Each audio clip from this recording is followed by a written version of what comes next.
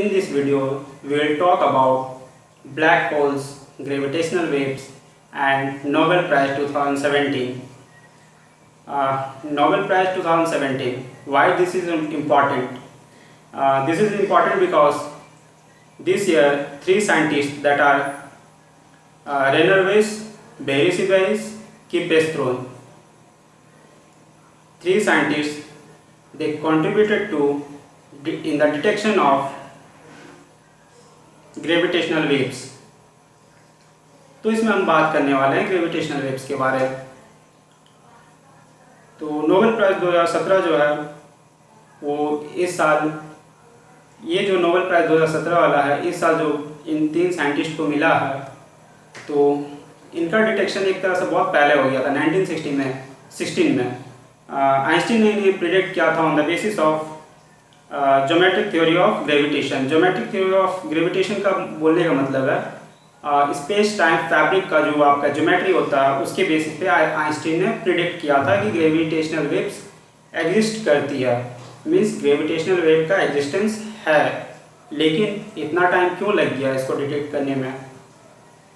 हमारे पास advance mode का कोई वैसा डिटेक्टर नहीं था जिसका इन्हें डिटेक्ट नहीं हो पाता था। तो 2001 से आपका एक्टिव है लुइसियाना में जो सिचुएटेड है LIGO। LIGO क्या है?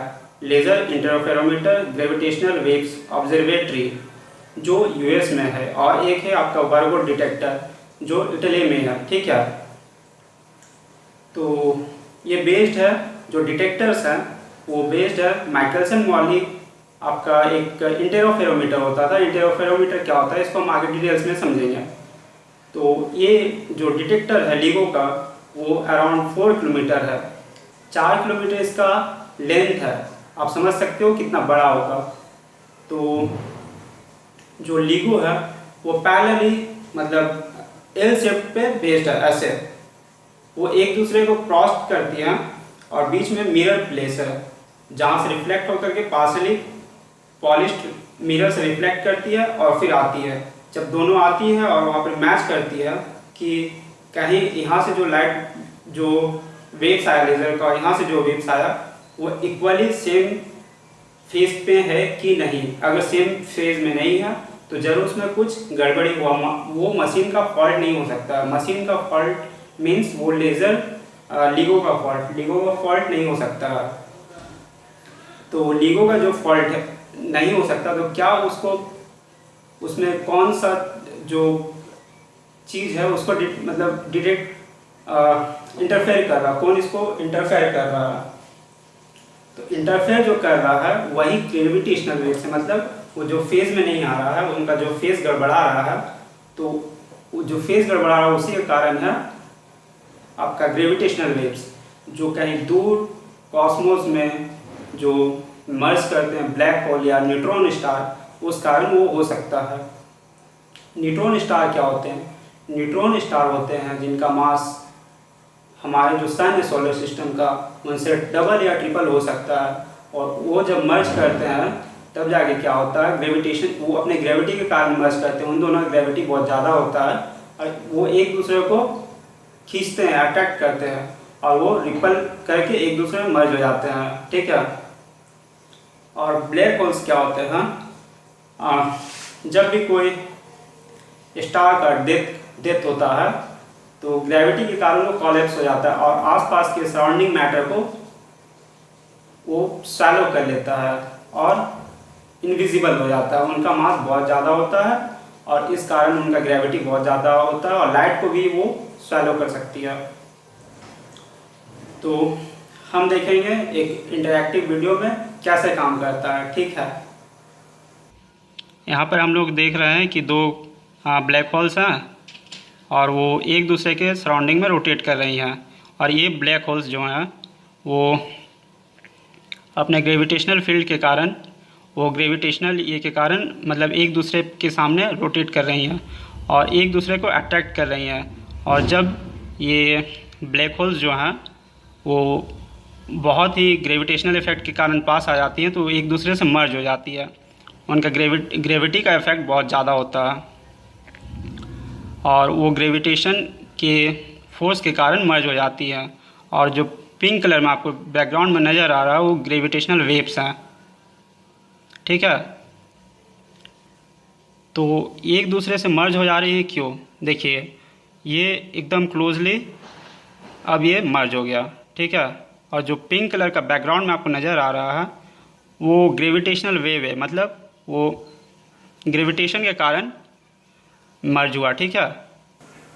जब ग्रेविटेशनल वेव मर्ज कर रही हैं तो जब ब्लैक होल मर्ज कर रही है तो ग्रेविटेशनल वेव एमिट कर रहा है। जो पिंक कलर में है वो ग्रेविटेशनल वेव्स है, और जो ब्लैक कलर्स के जो बड़े प्लैनेट टाइप के नज़र आ रहे हैं वो ब्लैक होल्स हैं, ठीक है। लेकिन ब्लैक होल्स नज़र नहीं आती, उनका सिर्फ इफेक्ट को पता किया जा सकता है, और इफेक्ट को पता करने वाला जो तरीका है वो लिगो और वर्गो डिटेक्टर जो इटली में है और लुजियाना में है, जो लिगो है। और ग्रेविटेशनल जो वेव होती है वो ग्रेविटेशनल रेडिएशन के कारण प्रोपेगेट करती हैं, जैसे इलेक्ट्रोमैग्नेटिक वेव। इलेक्ट्रोमैग्नेटिक वेव आपका इसके कारण प्रोपेगेट करती है, वो परपेंडिकुलर होती हैं मैग्नेटिक और इलेक्ट्रिक वेव्स के, और प्रोपेगेट करती है परपेंडिकुलरली, ठीक है। ग्रेविटेशनल वेव भी सिमिलर काइंड की हैं और उन्हीं की तरह उनका प्रोपेगेशन होता है। और ब्लैक होल इसलिए नज़र नहीं आती है क्योंकि उनका ग्रेविटी इतना स्ट्रॉन्ग होता है, क्यों इतना स्ट्रॉन्ग होता है कि लाइट भी उनको स्केप नहीं कर पाती है, लाइट भी उनमें स्वैलो हो जाती है, और इसी कारण लाइट भी उनमें स्वैलो कर जाती हैं, ठीक है। तो इसलिए ब्लैक होल इनविजिबल होता है। हमारे मिल्की वे में भी एक ब्लैक होल है जिसका नाम है सैजिटेरियस ए, बहुत ही सुपर मासिव है। हम लोग के जो सोलर सिस्टम का जो सन है उससे 100 टाइम्स मासिव है, आप समझ सकते हो कितना मासिव है। और ब्लैक होल जिस रीजन में होता है वहाँ का ग्रेविटी बहुत स्ट्रॉन्ग होता है, बहुत ज़्यादा स्ट्रॉन्ग, वहाँ कुछ भी जाने से वो स्वैलो कर लेता है। तो ग्रेविटेशनल वेव्स बहुत ज़्यादा इम्पॉर्टेंट है, क्योंकि आइंस्टीन ने 1916 में इनको प्रेडिक्ट किया था ज्योमेट्रिक थ्योरी ऑफ ग्रेविटेशन के बेसिस पे, जिसको पॉपुलरली कहा जाता है जनरल रिलेटिविटी। और इसको जनरल डेफिनेशन भाषा में बोलेंगे या लैंग्वेज में तो इसको बोला जाएगा ज्योमेट्रिक थ्योरी ऑफ ग्रेविटेशन, मतलब एक ग्रेविटेशन का ज्योमेट्रिक थ्योरी है, ठीक है। जैसे ज्योमेट्री होता है वैसे ज्योमेट्रिक थ्योरी ऑफ ग्रेविटेशन है।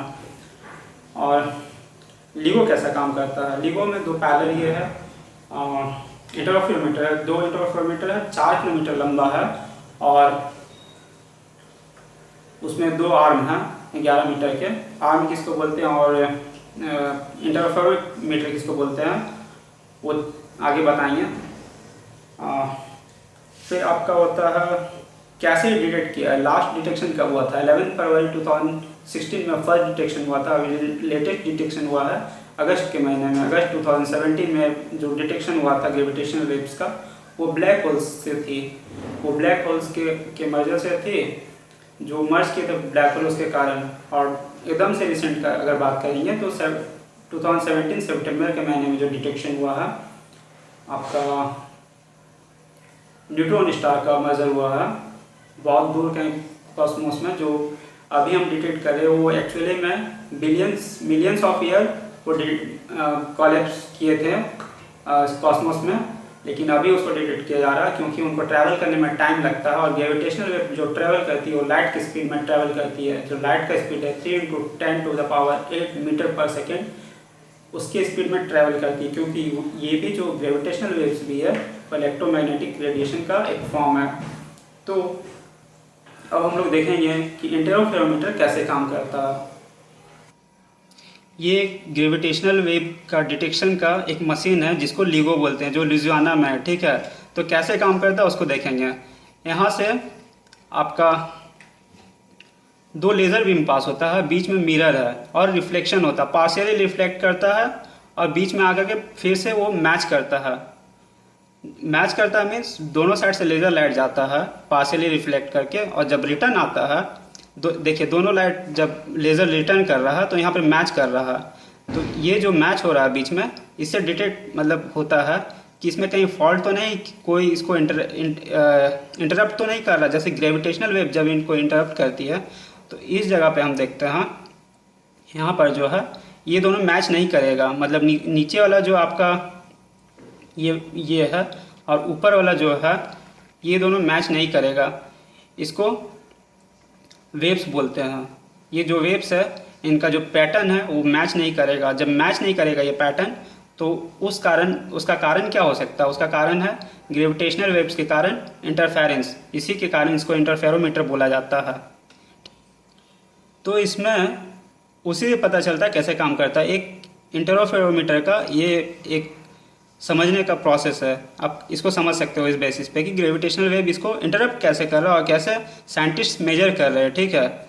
और ये न्यूट्रॉन स्टार और ब्लैक होल के कारण हो रहा है, ठीक। और यहाँ पर जो लेज़र है और इसमें इंटरफेरेंस हो रहा है।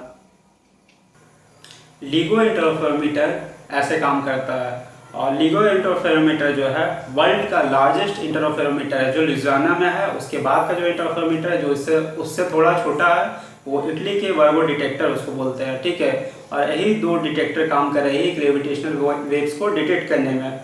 और इनका कोलैबोरेशन है, वो दोनों पार्टनर्स है। और कैसे ग्रेविटेशनल वेव, कैसे स्पेस टाइम फैब्रिक को, स्पेस टाइम फैब्रिक क्या होता है, आप उसको सर्च कर लोगे गूगल में तो आपको थोड़ा समझ में आ सकता है। ये हार्डकोर फिजिक्स है जिसको समझना थोड़ा दिक्कत है, हो सकता है, लेकिन आप लोग समझ सकते हो। तो ये जॉइंट कोलैबोरेशन है वर्गो डिटेक्टर और लुजियाना LIGO डिटेक्टर जो ग्रेविटेशनल वेव्स का है।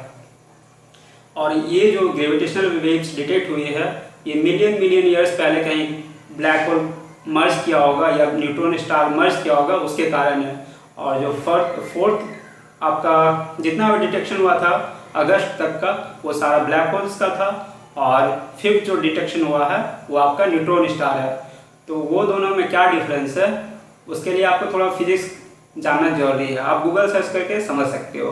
तब तक के लिए थैंक यू।